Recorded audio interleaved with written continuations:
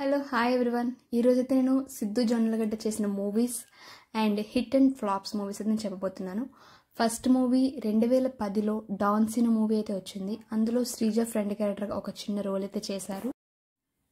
Life before wedding అయితే చేశాడు. ఇవన్నీ చిన్న చిన్న రోల్స్ చేశారు. బాయ్స్ మీట్స్, కల్కి, ఆరెంజ్ ఇలా చాలా మూవీస్ చేశాడు. బట్ ఈ మూవీస్లో ఎందులో తన క్రేజ్ రాలేదు. And Krishna and is Leela movie కూడా చేశారు. గుంటూరు టాకీస్ ఇలా చాలా మూవీస్ అన్ని చేసి ఫ్లాప్ అయ్యింది.